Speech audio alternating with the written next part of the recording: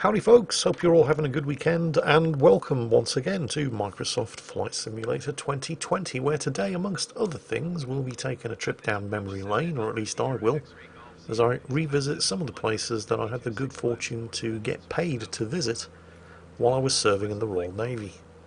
And we're starting off with the Acropolis and Parthenon in the city of Athens.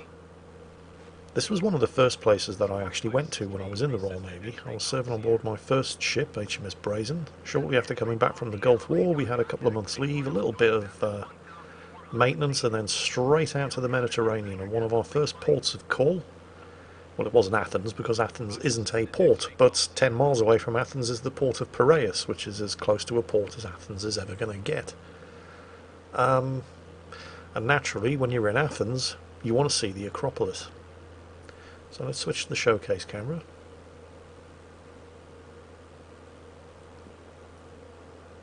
Now, I suspect that many of you, even if you have never actually been to Greece, are probably going to be very, very familiar with this place, because it features quite prominently in Assassin's Creed Odyssey. And I do have to say, well done to Ubisoft, because they have done a very, very faithful recreation of the actual Acropolis itself. There's the theatre, where several of the game's main storyline quests take place, and then of course the steps up to the top of the Acropolis and the Temple of Athena. It's still pretty impressive today as a ruin. I mean, it's not just pretty impressive, I'm doing it a disservice there. It's absolutely amazing today. If you ever get the chance to visit the Acropolis, do it. I mean, you have to understand what it is that you're looking at here. You're looking at a structure, a ridiculously well-engineered structure, built on top of a mountain more than 2,000 years ago by Pericles during the Athenian Golden Age. And it's still intact today, more or less. I mean, it is nothing short of astonishing. And the views from up here, well, credit where credit's due, Microsoft Flight Sim, as you can see, does do a pretty impressive job of replicating what things in the real world look like on a computer screen. But trust me, it's better in reality. But Jingles, what about the pyramids? Pyramids are older and bigger. Well, yes, that's absolutely true, but there's a big difference between visiting the Acropolis and visiting the pyramids. When you get to the top of the Acropolis, there's nobody trying to sell you a cheap plastic pyramid. And that, in my opinion, makes the experience so much better. The thing about Athens, though, and I do have to say this was my own personal experience, and this was 30 years ago, but aside from the amazing ancient classical architecture, I didn't remember an awful lot else about the visit to Athens. I certainly didn't have any bad memories of visiting Athens, but there was nothing else remarkable about the city. The only other thing I can remember, well, two things. One, they had a Kentucky Fried Chicken. And the other thing was the passenger cruise liner that caught on fire 2 berths down from where we were docked in Piraeus Harbour. This happened on our second day in Piraeus. Thankfully I was on duty, so I couldn't actually leave the ship, because anybody who was not on duty got formed into firefighting teams and sent over to help, at least until the Greek Fire Brigade arrived. And the fact that they had a Kentucky Fried Chicken, and the astounding views of and from the Acropolis with the Parthenon, and just the sheer sense of history that you get when you're standing on that ancient rock, are the only things that really stick out in my memory about Athens. Our next port of call in the Mediterranean, however, certainly had a far greater impact on me. Ladies and gentlemen, boys and girls, welcome to Naples, the capital of the former Kingdom of the Two Sicilies. This was the first place in Italy that I ever visited, and boy oh boy did it leave an impression on me, not just because of the stunning architecture, which sadly Athens didn't really have an awful lot of. Certainly not preserved. I mean, yeah, they have the Acropolis, the Parthenon, and so on, but most of the rest of Athens is, well, depressingly modern. Not so in Naples. Naples doesn't have any of the truly ancient architecture that Athens boasts of, but what it does have is a mostly preserved Renaissance look and feel to it. I mean, yeah, sure, there are modern buildings in Naples too, of course there are. But most of Naples wouldn't have looked that much different 400 years ago. Naples, like just about every other Italian city I've ever visited, and after 22 years in the Royal Navy I've visited a few, has remarkably well preserved Renaissance architecture. I mean, there are some ancient Roman ruins as well, but they're ruins. The Renaissance architecture is still being used today. Of course, I realise that that does come with some downsides. They often have positively archaic plumbing and electrical wiring in large portions of the housing and buildings in Naples, but it does look really, really pretty. There are some modern buildings as well, of course, such as the Diego Armando Maradona Stadium, the third largest football stadium in Italy and the largest in Italy to be the home of only one team, named after the world-famous Argentine footballer who played for Napoli for 7 years of his career. And it was while driving around this stadium, or more accurately being driven around this stadium, that I began to suspect I understood the meaning of the famous expression, "Come see Naples and die."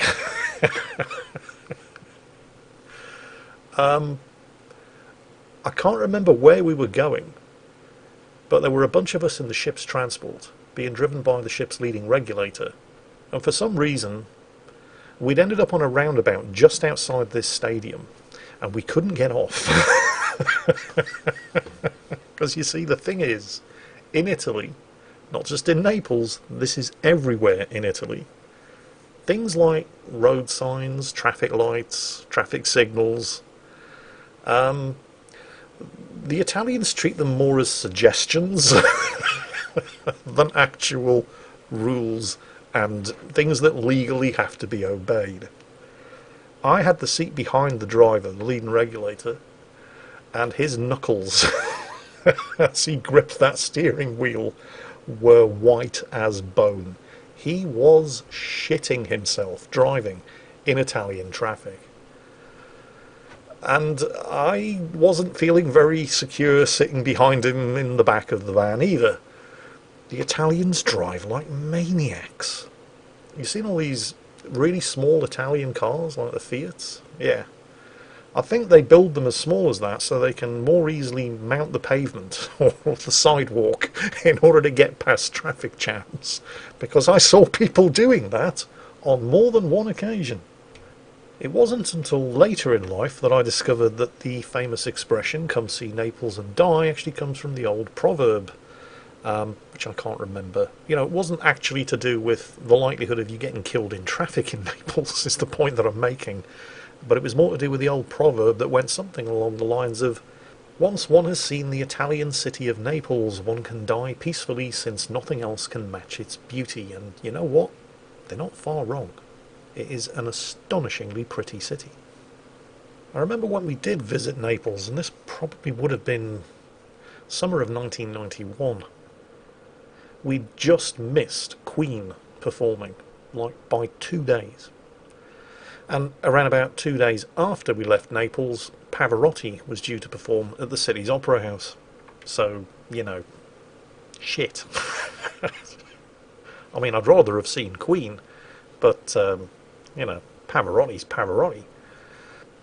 While we're on the subject of Neapolitan traffic, which probably doesn't deserve to be distinct from Italian traffic in general because they're all absolutely insane drivers, allow me to regale you with the story of what happened the first time I went ashore in Naples, and for that we're going to need to fly over the dockyard. Fortunately, we'll be there very soon. It's just up ahead. We're passing the Basilica of St. Francesco on our left, the Royal Palace of Naples. Remember, this place used to be the capital of the Kingdom of the Two Sicilies. And there's another castle down there as well, which apparently is the new castle. It's only a couple of 100 years old, not quite as old as all of the older castles. Man, would you look at that? It's just, I mean, Naples, yeah, wow, but Microsoft Flight Sim's recreation of Naples, even bigger wow. That is astonishing. Right, anyway, we're going to set the AI co-pilot. I mean, I could take over, but then I wouldn't be able to use the cinematic camera. Or I would, but I'd probably crash. And while the dockyard itself isn't going to be a landmark that we can navigate to, Mount Vesuvius, yep, that Mount Vesuvius, that one over there, the one that erupted in the year 79 AD and destroyed the cities of Herculaneum and Pompeii, but which spared Neapolis, as it was known at the time, because all of the ejecta from the eruption went the other way. This is actually one of the oldest continually inhabited cities in the world. There have been people living here in Naples since the Neolithic period. But we've arrived at the dockyard, or at least we're fairly close to the dockyard gate. Now, where we were berthed was much, much further into the dockyard, in the direction of Mount Vesuvius, and the only way in and out was at this dockyard gate, and it was quite a walk. It took about 10, 12, 15 minutes. And as I was walking through the dockyard in order to get out, I kept hearing what I thought were just huge explosions. The loudest bangs I have ever heard in my life, coming from some distance away, and I had no idea what it was. I assumed that Italy was somehow still in the grip of the 1970s communist Red Brigade terrorist campaign setting bombs off in the city, but this was happening every 10 to 15 minutes, and I just didn't understand. So while I was puzzling it out, I arrived at the dockyard gate, crossed the road, dockyard gate guarded by one of the bazillion different police forces in Italy, and right there on that street corner, there were a couple of mafia guys selling stolen clothes out of the back of their car, and the police just didn't give a shit. I'm pretty sure, because corruption is fairly rife in Italy, it certainly was in the 90s, that the police had just been paid to look the other way. But it was while I was buying a fine leather jacket from these Italian gentlemen, upstanding, fully licensed business entrepreneurs that I'm sure they must have been, that I heard another one of these explosions, and obviously I jumped. And these guys kind of started laughing. They clearly didn't give a shit. Fortunately, one of them spoke enough English to be able to explain to me what was actually going on. The city wasn't in the grip of a bombing campaign from a revived Red Brigade terrorist group. These were just car crashes. Which is why nobody else cared. Because it was literally every 10 to 15 minutes. They were totally used to this. And I have to admit, after a couple of days, I grew totally accustomed to it as well, and just, didn't care whenever I heard somebody probably getting killed a couple of blocks away. Like I said, come see Naples and die. Which is fairly likely to happen if you're planning on visiting as part of a driving tour. One other thing that I did notice in Naples, and this was true of everywhere else that I ever went in Italy over the next 22 years, not just Naples, Venice, La Spezia, Rome, Bari, the Italian islands like Sardinia, for example, and many, many other places. Everybody, without exception, everybody under the age of 40 or 50 was exceptionally well dressed. It's the one thing that really sticks out, because comparatively speaking, I looked like an absolute slob, as did everybody else from the ship. It wasn't difficult to spot the British sailors. You just look for the ones who are not very well dressed. Everybody else is Italian. And there were very few things that the Italians really seemed to care about, except for football, good food, good wine, fine clothing, and good times. And I found that really hard to reconcile with World War II Italy, because Italy and Benito Mussolini were fascists. But these people weren't fascists. What's going on? And then I remembered all the snappy uniforms that the fascists had. And suddenly, okay, yeah, I get it now. Oh, here we go, Mount Vesuvius. Obviously most famous for the eruption in the year 79 AD that, as we mentioned, wiped out the towns of Pompeii and Herculaneum, but spared the city of Neapolis, as Naples was known at the time. but it's erupted many times since, and it's the only volcano on the European mainland to have erupted in the last 100 years. It's actually considered to be the most dangerous volcano in the world, not just because it's got a nasty habit of erupting without warning, but because of the sheer number of people who live near it. 3 million, with 600,000 in the immediate danger zone. Like I said, come see Naples and die. But don't worry, it'll be fine. The last time this volcano erupted was in 1944. But the eruption started in 1913. Yes, it lasted 31 years. Yeah, yeah, maybe I'll go to Venice instead. Well, anyway, I hope you've enjoyed this video, because I've really enjoyed doing it. And, well, you know, you spend 22 years in the Navy getting paid to go around the world and visit places. You end up visiting an awful lot of places, all of which I can revisit in Microsoft Flight Simulator and regale you with tales of my misspent youth. So, if you like this, then you know what to do. Hit that like button, and we'll do this again sometime. In the meantime, I hope you've enjoyed this video. I hope you're all having a great weekend. And as always, take care, stay safe, and I'll catch you next time.